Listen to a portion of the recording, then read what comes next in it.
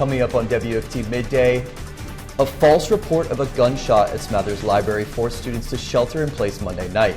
We'll tell you what authorities and students are saying. Hurricane Imelda is now a Category 1 hurricane, and while it isn't making landfall, we could see some gusty winds. I'll have your full forecast in just a couple of minutes.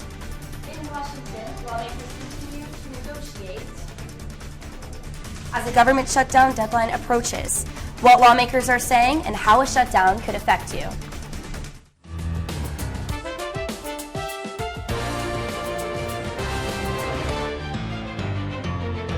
You're watching WUFT Midday.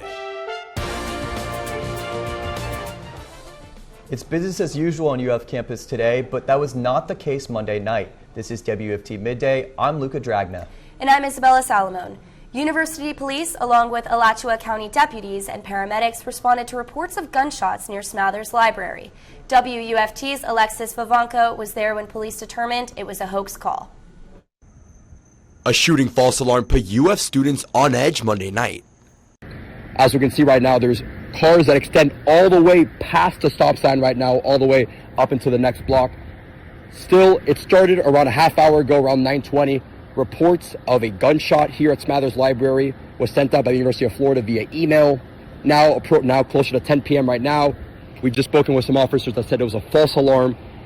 Reports were made from somebody inside of the building. Students in a nearby library described the first alert as shocking. Like sunk in what it could mean, which was really scary. And then all of a sudden we noticed like everybody in the library around us was kind of like getting agitated, like getting more active, talking louder, and clearly it was about this. So, but nobody really knew what was going on. A couple texts from friends are like, "Hey, what's going on?" And we were like, "We don't really know. We'll just keep you updated."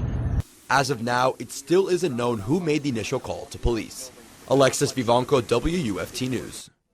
You're taking a live look at the Capitol, where lawmakers continue negotiations to avoid a government shutdown. The deadline for a compromise is just after midnight Wednesday.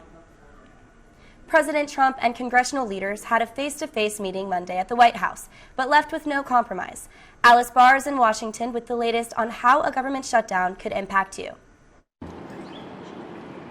On the final day before a government shutdown, hope is fading for a compromise. I think we're headed to a shutdown because the Democrats won't do the right thing. The two parties trading blame after the top 4 congressional leaders met with President Trump and Vice President Vance. Their bill has not one iota of Democratic input.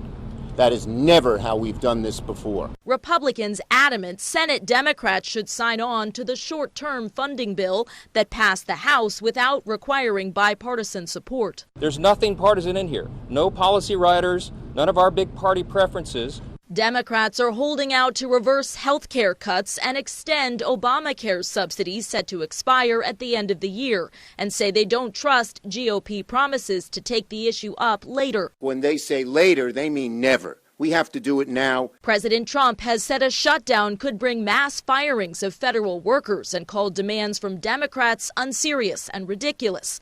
Then last night, the president posted a fake video with a sombrero edited onto Hakeem Jeffries, the top Democrat in the House, while the Senate's top Democrat, Chuck Schumer, delivers a manipulated, likely AI-generated speech. Schumer responded to the president, "If you think your shutdown is a joke, it proves you can't negotiate, you can only throw tantrums," while Jeffries said, quote, "Bigotry will get you nowhere."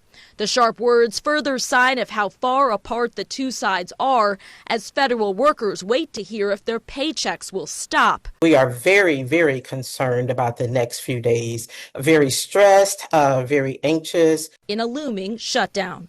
In Washington, Alice Barr, NBC News. We've seen plenty of showers and storms over the past couple of days, and for most of us, it's still cloudy outside today. UF forecaster Sienna Silvest is live in the weather studio. Sienna, I'm sure many of us are hoping we can put our rain gear away soon.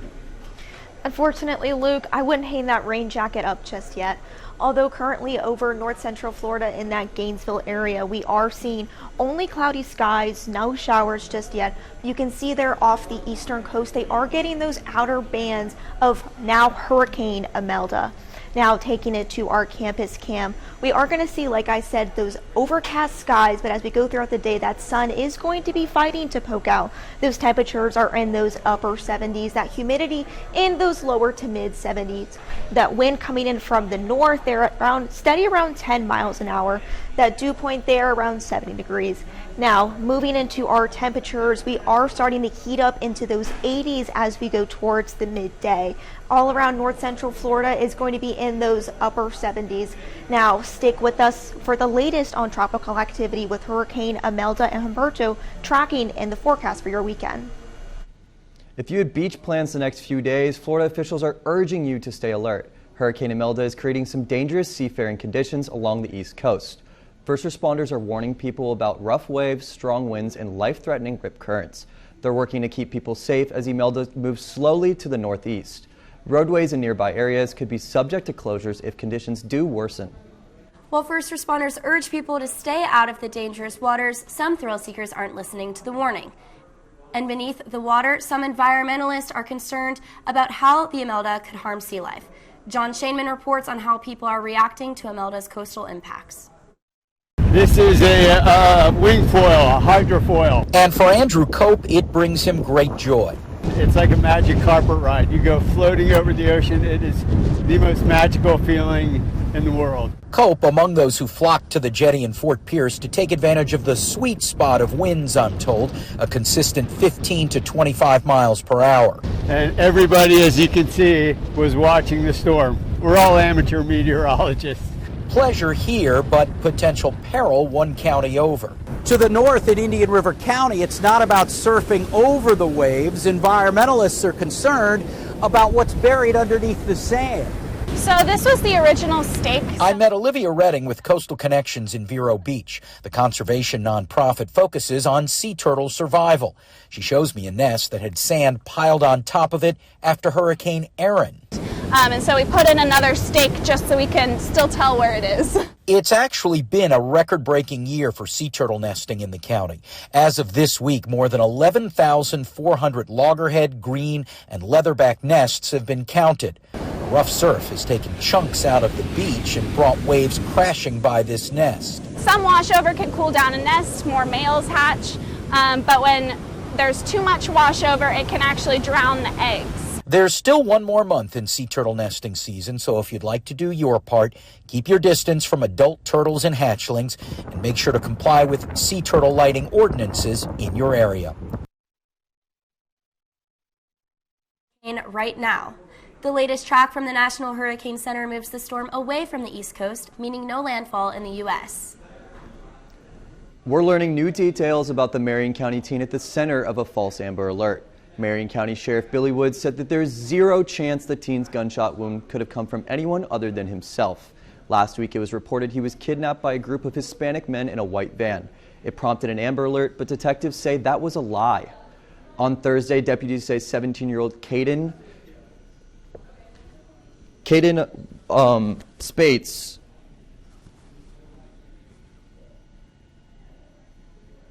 was connected to a shooting. Woods says his team is still processing all of the evidence. Spates' parents have refused to let their son speak to detectives.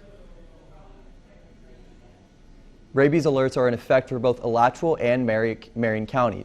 WFT's Jessica Wilkinson spoke to veterinary professionals about what you can do to keep your pets safe. With the number of rabies cases on the rise in Alachua County, I came out here to speak to a local vet about why taking care of your pets is just so important. You're being a very good Chihuahua. Rabies, a virus that affects the nervous system. The fatal infection can occur in all mammals. We can vaccinate or give a post-exposure treatment if we know about a bite, but without that post-exposure, anybody or anything exposed to rabies will die with time. Dr. Ruth Ann Spinoza is the medical director at the Newberry Animal Hospital on Main Street. She urges pet parents to stay aware of the symptoms and take preventative measures against the virus. Dr. Spinoza noted symptoms to watch out for. Sudden changes in behavior, such as aggressiveness or increased affection, are warning signs of the disease.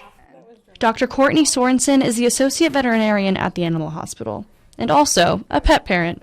2 days. 2 days? I just got him on Saturday. She brought her new pet ferret Macaroni in to update his vaccinations. If a lot of them are vaccinated, the less likely there's going to be disease spread. The experts say that's the best way to prevent the spread of rabies.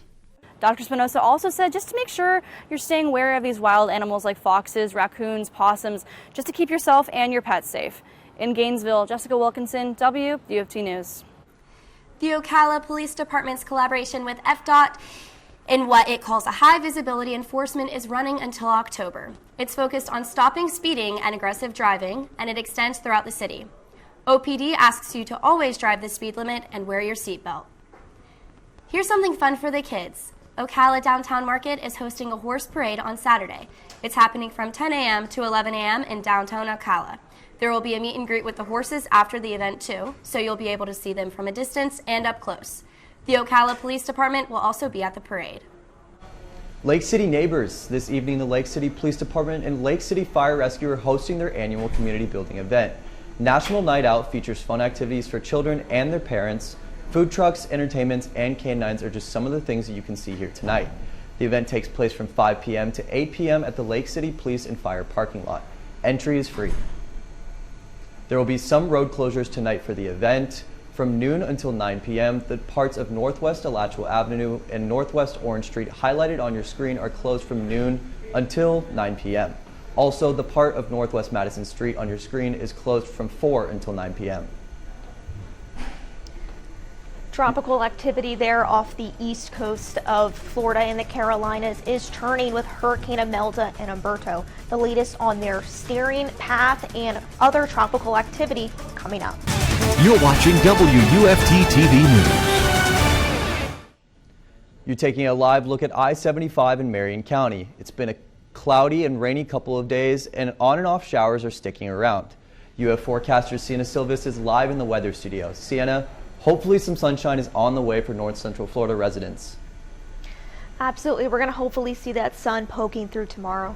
Now, we are going to zoom out, though, to that. Tracking the tropics, we do have Hurricane Imelda upgraded at 8 a.m. this morning, and Hurricane Umberto still trekking along in the Atlantic. Now, focusing on Imelda, you can see that these bands are going to hit the eastern coast, both of Florida, Georgia, and the Carolinas as we go further into today and into tomorrow. Now, tracking how it is going to steer in the next couple of days, it is going to head northward and then push east as we go into tonight and tomorrow morning.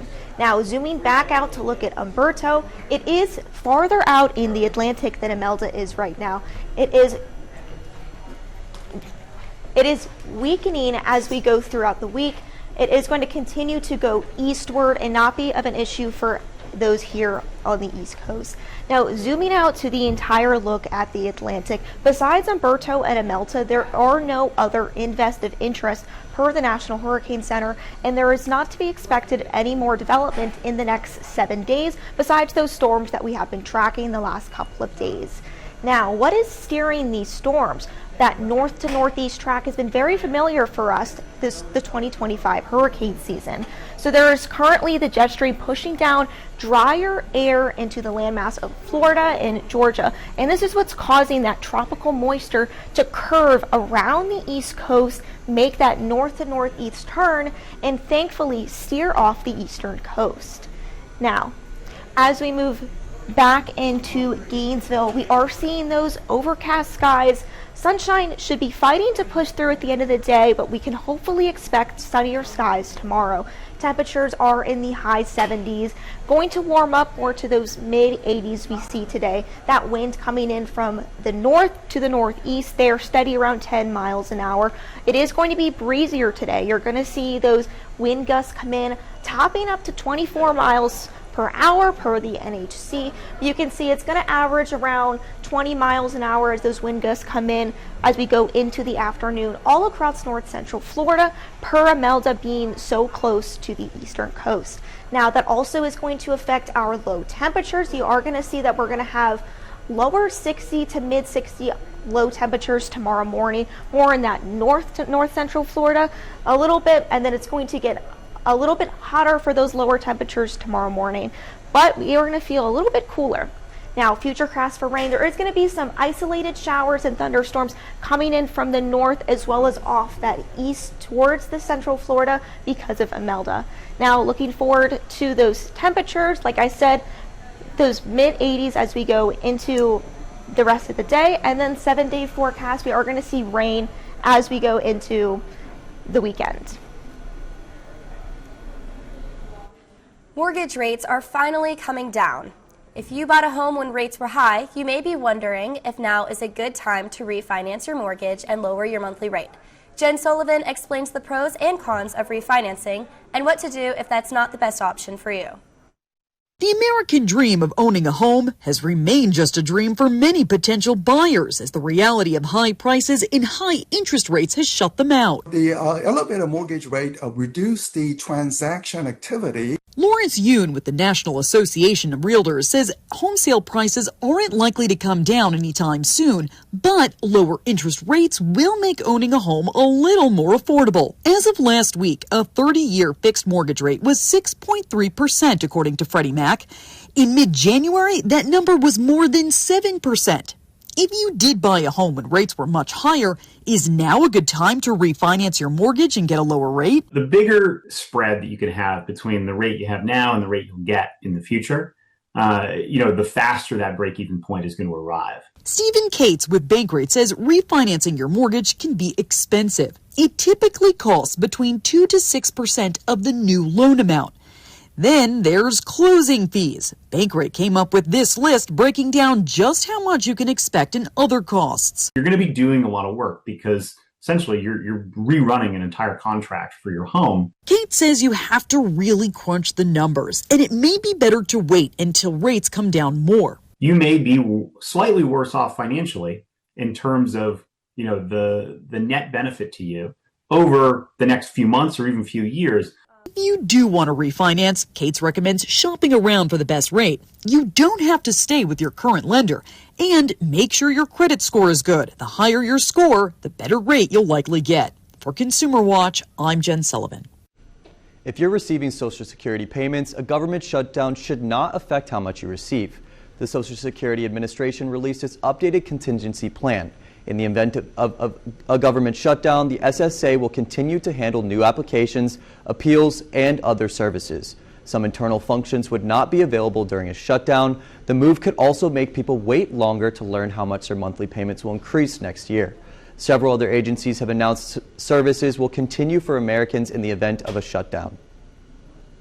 Now let's head over to our Noticias partners for a look at today's top stories for our Spanish language audience.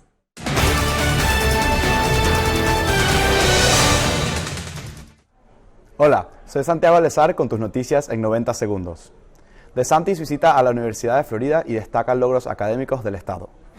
El gobernador Ron DeSantis visitó la Universidad de la Florida y destacó los logros académicos de la institución y del estado, resaltando que 7 universidades de Florida están en la lista de las mejores 100 del país, UF ocupando el puesto 7. Por 10 años consecutivos, Florida ha sido el número 1 en educación pública superior en Estados Unidos, con matrículas bajas para los residentes y oportunidades como la beca Bright Futures, la cual cubre gran parte o toda la matrícula estudiantil, de acuerdo al gobernador. DeSantis asegura que la educación en Florida seguirá mejorando con el tiempo. Trump anuncia un acuerdo con Israel para terminar con la guerra en Gaza. El presidente Trump y el primer ministro de Israel, Benjamin Netanyahu, aparecieron juntos en la Casa Blanca ayer, donde anunciaron un plan para liberar los rehenes y terminar con la guerra en Gaza. Trump dijo que está muy cerca de llegar a un acuerdo y le dio las gracias a Netanyahu por el trabajo que han hecho juntos. La Casa Blanca reveló el plan de paz antes del anuncio y algunos puntos incluyen el final de la guerra, ayuda para Gaza y el requisito que Hamas libere los rehenes en 48 horas. Netanyahu dijo que el plan logra los objetivos para finalizar la guerra. Huracán Imelda avanza con fuerza mientras Humberto aumenta riesgos en playas de Estados Unidos. El huracán Imelda se fortalece y empieza a alejarse de la costa sureste de Estados Unidos, mientras genera oleaje peligroso, corrientes y erosión en las playas junto a su gemelo, el huracán Humberto. Imelda es un huracán categoría 1 con vientos de 120 km por hora, ubicado a unos 320 kilómetros de Cabo Cañaveral y a más de 1.200 kilómetros de Bermuda. Humberto es categoría 2 y su tamaño aumentó los riesgos en las playas del este del país. El mal tiempo ya ha dejado víctimas. 3 personas murieron en Florida y Cuba por corrientes y derrumbes causados por las lluvias. Aunque Imelda siga fuerte, no se espera que toque tierra en los Estados Unidos. Esas fueron tus noticias en 90 segundos. Gracias por sintonizar. This is Charlie Jones with your Midday Sports. Gators quarterback DJ Lagway addressed locker room frustrations, giving insight into how the much-needed bye week changed the tune surrounding the team. Oh man, it's been great. You know, we had a lot of tough conversations, you know, as a leadership group and stuff like that. But I feel like we're in a great space and ready to attack the week. Things have not started to plan for Florida's offense, which sits firmly in the bottom quarter of all main metrics, most notably 13th worst in total yards. Lagway gave a guarantee in his post-game conference after losing at Miami, saying that the offense would improve. The sophomore leader backed that statement up again on Monday, mentioning that once the offense gets going, it will be hard to stop. The unit will look to turn things around when the number 9 Texas Longhorns come to Gainesville this Saturday.